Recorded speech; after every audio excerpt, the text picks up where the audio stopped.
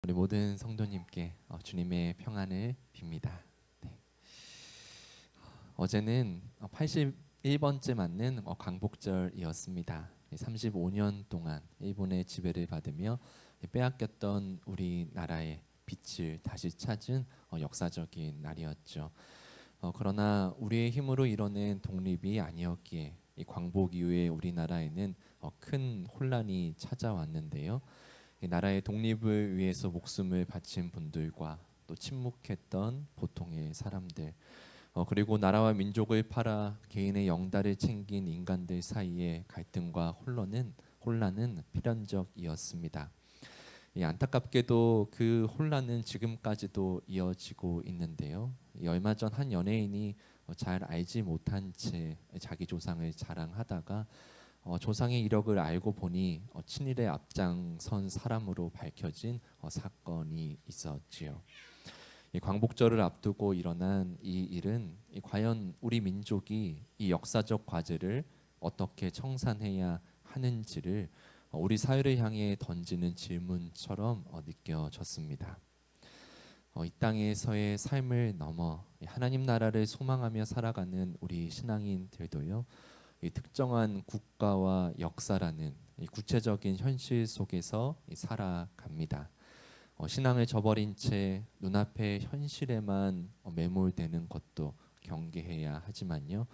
우리가 당면한 사회적인, 역사적인 책무를 외면하고 교회 안에서의 신앙만을 외치는 모습은 어쩌면 더 큰 문제, 더 큰 모순일 수도 있겠습니다. 3.1운동 당시의 민족 대표 33인 중 16명이 기독교인이었습니다. 이 엄격한 신문제 사회 속에서도 노비와 마부에게도 교회의 직분을 맡기며 동등하게 대우했던 곳이 바로 교회였습니다. 일제의 압제와 신사참배 강요에 맞서 목숨을 걸고 신앙을 지키며 독립운동에 앞장선 우리 선조들의 신앙도 있습니다. 그분들의 헌신과 기억은 개신교의 자랑스러운 유산으로 우리에게 남아 있죠. 지나온 역사와 신앙의 선배들이 오늘 우리는 그렇다면 어떻게 살아갈 것인지를 묻고 있는 것만 같습니다. 그 질문 앞에서 하나님을 사랑하는 만큼 우리가 살아가는 세상을 조금 더 책임감 있고 따뜻하게 가꿔가는 우리 모두 되기를 간절히 소원합니다. 잠시 기도하겠습니다. 주님, 이제 주님의 말씀을 나누고자 합니다. 주님의 참 복음의 진리를 바르게 잘 전할 수 있도록, 잘 들을 수 있도록 성령 하나님께서 이 시간 우리의 마음 가운데 역사하여 주시옵소서. 예수님의 이름으로 기도드립니다. 아멘.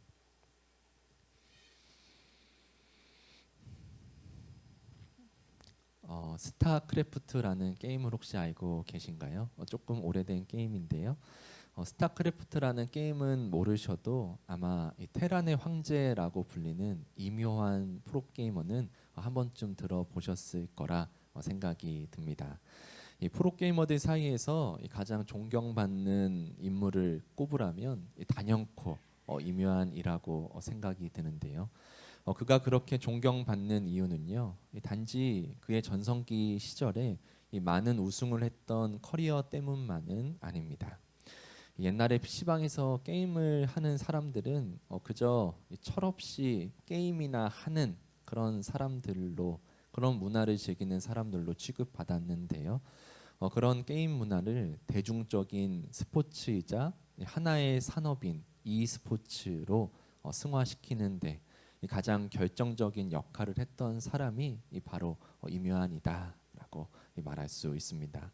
이 가장 유명한 일화 하나를 소개해 드리면요. 이 당시 임요한 선수가 활동했던 프로게이머 그 시절에는요. 크고 작은 팀들이 있기는 했지만요. 대부분 이 PC방 인맥을 통해서 같이 게임하던 사람들 수준의 아주 영세하고 동아리 같은 수준의 사람들이 모여서 이렇게 게임을 했던 시절이었습니다. 팀이 아니라 이 선수 개인의 기량에만 의지했던 시절이고요. 특별히 어떤 큰 대기업이나 스폰서를 끼고서 체계적으로 이루어지던 시절이 아니었습니다. 그런 상황 속에서 이묘한이라는 대스타가 등장하고요. 그가 보여주는 아주 전략적이고 화려한 컨트롤 뭐 이런 것으로 인해서 그 덕분에 게임판이 더 커지게 되었고 그리고 이묘한은 아주 높은 연봉을 받게 되고 또 연이어서 파격적인 억대 연봉까지도 제의받게 됩니다. 그런데 이묘한은 자기 혼자만 그렇게 좋은 조건으로 이적하는 이 편한 길을 선택하지 않았습니다. 자신을 믿고 따르던 이 후배 게이머들과 함께 살아남기 위해서 이 제대로 된 구단 시스템을 만들기 위해서 그런 큰 금액의 억대의 연봉을 거절한 채 뒤로 한 채 자신의 상금과 사비를 털어서 직접 팀을 만들었습니다. 이 체계적인 지원이 없던 시절에 직접 숙소를 구하고 또 낡은 차를 몰아가면서 이 후배들을 양성했지요. 그렇게 그가 사비를 털어서 구단 시스템을 구축하고 이 후배 프로 게이머들을 키운 덕분에 그 팀을 그런 모습을 기반으로 해서 다른 팀들에게도 여러 대기업의 스폰서가 들어왔고요. 그 팀이 이묘한이 만든 팀은 이 훗날에 우리 SK텔레콤의 이 후원을 받게 되는데요. 바로 그 팀이 지금 게임 이 구단 중에 가장 명문으로 불리는 SKT T1이라고 불리는 팀의 시작입니다.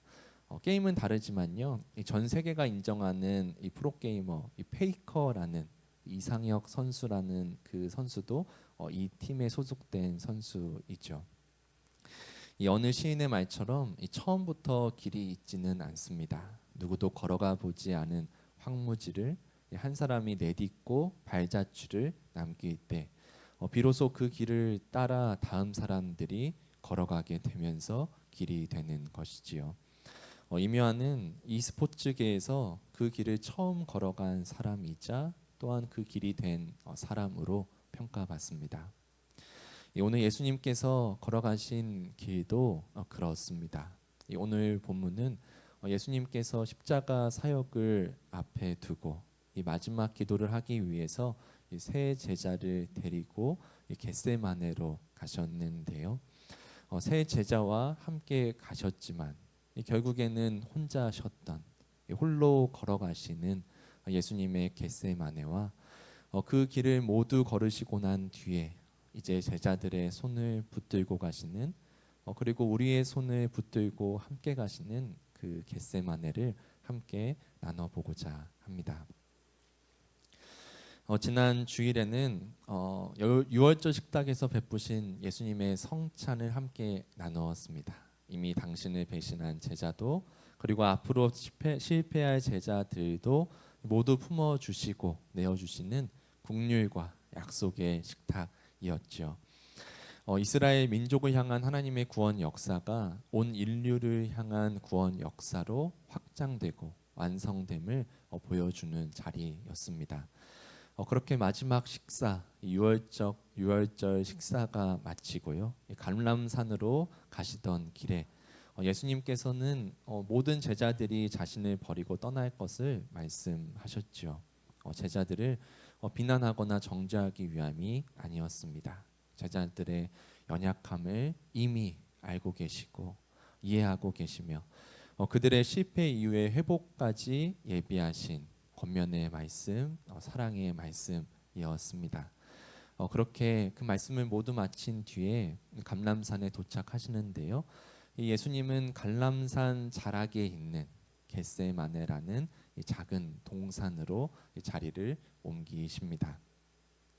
겟세마네는요 히브리어 단어인데요.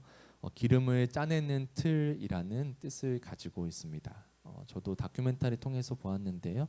큰 맷돌, 우리 맷돌 같은 그런 기구에 올리브를 넣어서 이렇게 갈아서 만드는 틀이 굉장히 비슷하더라고요. 이 올리브 열매를 이 무거운 맷돌이 짓눌러서 이 순수한 기름을 짜내는 것처럼요. 예수님의 영혼 역시 당신이 감당하셔야 하는 십자가 대속의 무거운 사명 아래에 눌려 계셨습니다. 예수님께서는 이 겟세마네에 도착하자마자 제자들에게 내가 기도할 동안 너희는 여기 앉아 있어라라고 말씀하시고요. 동산 더 깊은 곳으로 이동하십니다. 혼자 가지 않으셨죠. 베드로, 야고보, 요한 이 세 제자만 따로 데리고 더 깊은 곳으로 가신 예수님은 그제서야 이 자신의 무겁고 괴로운 심정을 세 제자들에게만 털어 놓으시는데요. 이 본문 33절과 34절입니다. 제가 한 번 더 읽겠습니다. 베드로와 야고보와 요한을 데리고 가셨다. 예수께서는 매우 놀라며 괴로워하기 시작하셨다. 그래서 그들에게 말씀하셨다. 내 마음이 근심에 쌓여 죽을 지경이다. 너희는 여기에 머물러서 깨어 있어라. 이 바다의 풍랑을 잠잠케 하시고 귀신을 내쫓으시던 예수님께서 어떻게 된 일인 것일까요? 예수님은 이 하나님의 아들인데 어떻게 이렇게 인간적인 고난과 고심과 감정을 제자들에게 말씀하고 계신 것일까요? 신학적인 명제이지만 예수님은 완전하신 하나님이며 동시에 완전한 인간으로 이 땅에 오셨습니다. 지금 겪으시는 이 인간적인 괴로움은요, 이 고통받는 척, 두려워하는 척 하시는 것이 아니고요. 이 땅을 구원하러 오신 하나님의 아들이지만 한 인간으로서 도저히 감당하기 어려운 십자가의 사명을 앞두고 느끼시는 인간의 고뇌와 괴로움인 것이죠. 단지 십자가라는 그런 무서운 형벌 앞에 서 있는 인간의 두려움 때문만은 아닙니다. 이 모든 인류의 죄를 자신이 짊어지고 이 마땅히 인간이 받아야 하는 심판과 형벌을 대신 짊어지기로 하신 하나님께 버림받기로 그렇게 심판과 형벌을 받는 하나님께 버림받는 것을 결정하신 한 인간이 겪는 고뇌, 고심, 괴로움인 것이죠. 그렇게 자신이 죽을 만큼 힘들고 고통스럽다고 제자들에게 말씀하신 뒤 세 제자와도 얼마간의 거리를 두고 예수님은 홀로 기도하시는데요. 누가복음 22장에는 돌 던질 만큼 떨어진 곳에서 기도하셨다고 나옵니다.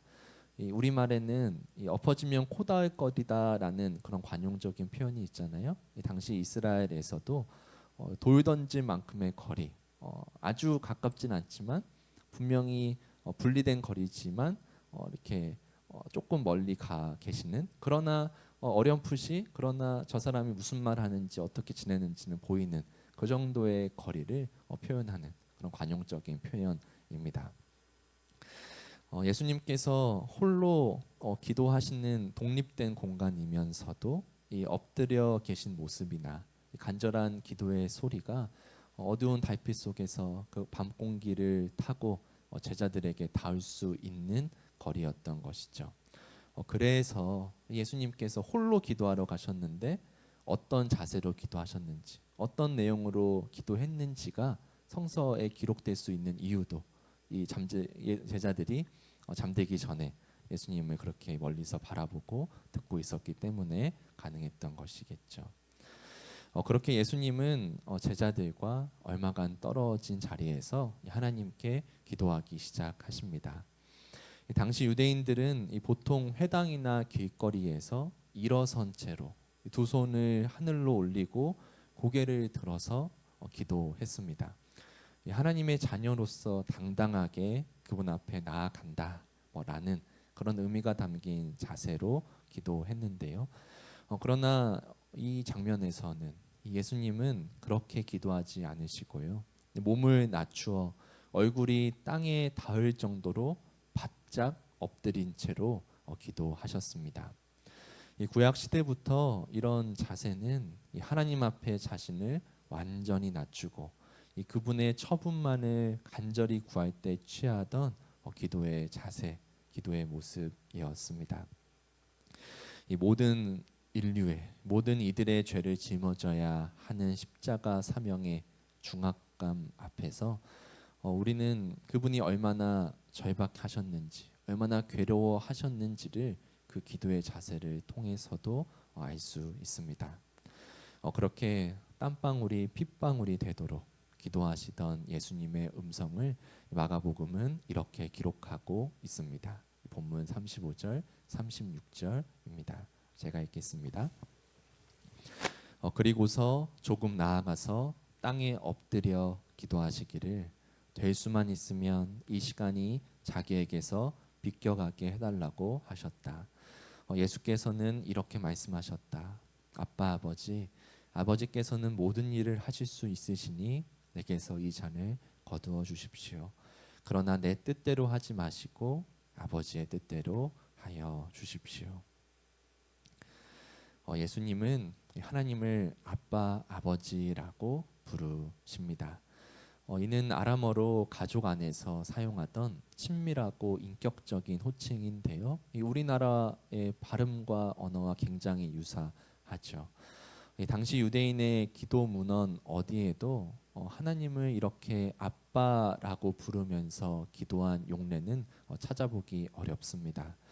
그만큼 낯설고 파격적인 호칭이었습니다.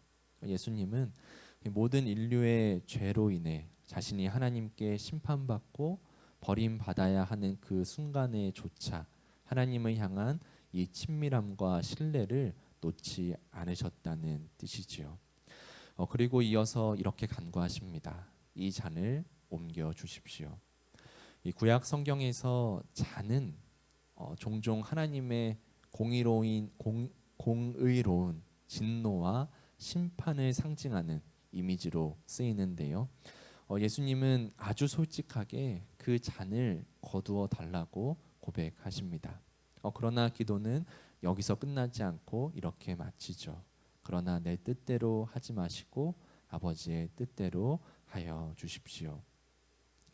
우리는 이 기도를 통해서요, 우리를 향한 하나님의 뜻과 계획이 우리의 인격과 우리의 생각과 무관하게 또는 강제적으로 이루어지는 일이 아니라는 것을, 동시에 하나님과의 인격적인 관계 속에서 우리가 그분의 뜻과 계획을 수용하고 순종함으로써 그것이 온전히 이루어져 가는 것을 발견할 수 있습니다. 그렇게 예수님께서 절박하고 처절하게 기도하신 뒤에 세 제자 곁으로 돌아오셨는데요. 아이고, 세 명 다 잠들어 있었습니다. 예수님은 그 중에 이 베드로를 콕 집어서 이 베드로에게 말씀하시는데요. 불과 몇 시간 전에 베드로가 이렇게 얘기했잖아요. 모두가 주를 버려도 나는 주님을 버리지 않겠다고 말이죠. 베드로가 제자들의 나이도 많고 좀 수장 격이었는데 그런 베드로도 잠에 빠져 버렸습니다. 예수님께서 안타까운 심정으로 조금 화가 나신 것 같지만 화는 아니겠죠. 안타까운 심정으로 이렇게 베드로에게 말씀하십니다. 37절, 38절입니다. 우리 말씀 함께 읽어보겠습니다. 그런 다음에 돌아와서 보시니 제자들은 자고 있었다. 그래서 베드로에게 말씀하셨다. 시몬아, 자고 있느냐? 한 시간도 깨어 있을 수 없느냐? 너희는 유혹에 빠지지 않도록 깨어서 기도하여라. 마음은 원하지만 육신이 약하구나. 예수님께서는 베드로의 한계를 그리고 모든 인간의 한계도 말씀하시는 것처럼 느껴집니다. 마음에는 원이로되 육신이 약하다고 말입니다. 이 마음은 간절하지만 우리가 마음 먹은 만큼 우리 몸이 우리가 그렇게 다 살아갈 수 없는 그런 인간의 한계는 굳이 우리가 이것이 맞냐 틀리냐 고민하지 않아도 나 자신을 돌아보면 인정할 수 있는 그런 인간의 한계적인 모습이죠. 예수님께서 그렇게 말씀하시고 한 소리 하시고 다시 기도하시고 오셨는데요. 어떡하죠? 제자들은 또 잠들어 있었습니다. 얼마나 졸렸던지 예수님께 무슨 말로 대답해야 할지도 몰랐다고 이 성서는 전합니다. 눈도 못 뜨고 막 비몽사몽이었던 것이죠. 이 내용도 이렇게 상세하게 기록된 것을 보면요, 이 세 제자들이 훗날에 이렇게 다른 공동체에게 이 이야기를 전할 때 사실 우리가 눈도 못 뜨고 어떤 말도 해야 될지 모르고 그런 상태였다라고 솔직하게 전해준 것이었다라고 생각이 듭니다. 그렇게 예수님께서 세 번째로 오셨을 때 이렇게 말씀하시죠. 41절, 42절 말씀입니다. 이 말씀도 함께 읽겠습니다. 예수께서 세 번째 와서 그들에게 말씀하셨다. 남은 시간을 자고 쉬어라. 그 정도면 넉넉하다. 때가 왔다. 보아라. 인자는 죄인들의 손에 넘어간다. 일어나서 가자. 보아라. 나를 넘겨줄 자가 가까이 왔다. 예수님은 담담히 말씀하십니다. 남은 시간 자고 쉬어라. 그 정도면 넉넉하다. 이제 때가 됐는데 나는 죄인들의 손에 넘어간다. 일어나서 함께 가자. 나를 넘겨줄 자가 가까이 왔다. 이 세 번씩이나 기도하고 돌아오셨지만 그때마다 잠들어 있던 제자들을 예수님은 나무라지 않으셨습니다. 오히려 이제 일어나서 함께 가자라고 말씀하십니다. 기도를 통해서 하나님 아버지의 뜻을 온전히 자신의 뜻으로 받아들인 예수님께서는요, 이제 십자가를 향해 담대하게 발걸음을 옮기십니다. 자신을 덮쳐올 무리 앞에서 도망가지 않으시고요, 억지로 끌려가신 것이 아니라 그 사명의 길을 자발적으로 당당하게 걸어가십니다. 그렇게 우리 죄를 대신해 지신 십자가의 길, 우리를 살리기 위해 가신 그 생명의 길을 통해 우리는 그분 안에서 구원을 얻고 새 생명을 얻게 되었습니다. 이 모두가 예수님을 버려도 자신은 버리지 않겠다고 호언장담했던 베드로가 결국 육체적인 피로 앞에서 금세 잠들어 버리고 마는 모습 속에서 우리는 나의 모습을 발견합니다. 예수님께서 기도하시기 전에 괴로워서 죽을 것 같다고, 그래서 너희도 좀 깨어서 나를 위해 기도해 달라고 그렇게 부탁까지 하셨는데도 한 사람이 아니라 제자 세 사람 모두가 다 잠에 빠져 버렸지요. 한 번도 아니고 처음 오셔서 분명히 한 말씀 하셨을 때 깼었을 텐데 세 번 찾아오셨지만 그들은 여전히 자고 있었습니다. 이 몸이 피곤해서 잠이 든 장면인데요. 그렇게 잠에 빠진 제자들을 바라보고 계신 그 장면 속에서 인간의 근본적인 한계를 비추고 있는 것처럼 그 장면이 보이기도 합니다. 그런데 흥미로운 것은요, 그런 제자들, 그런 인간들의 한계만, 제자들의 인간적인 한계만 보여주고 계신 것이 아니고요, 카메라가 예수님을 향해서 바라보고 있을 때에도 예수님께서 겪으신 그런 인간적인 한계도 우리에게 아주 적나라하게 솔직하게 보여주고 있다는 점이죠. 예수님께서 홀로 기도하실 때 하나님께 이렇게 기도하셨잖아요. 이 잔을 옮겨 달라고. 하나님은 다 하실 수 있는 분 아니냐고. 그러나 결국 내 뜻대로 하지 마시고 아버지 뜻대로 하옵소서라는 순종으로 마무리됐죠. 우리가 이 기도의 장면을 보면서 느끼는 것은요, 예수님은 자신이 겪고 있는 괴로움이나 어떤 중압감이나 두려움을 억지로 막 아닌 척하면서 속은 힘든데 겉으로는 마치 태연하게 그런 모습으로 순종하신 것이 아니었다는 것입니다. 그런 자신의 모든 인간이 겪는 모든 괴로운 두려움을 하나님 앞에 감출 것 없이 솔직하게 다 털어 놓으신 그 후에 그 안에서 순종의 길을 택하신 것이었죠. 이 말씀이 우리에게도 소망이 되고 위로가 됩니다.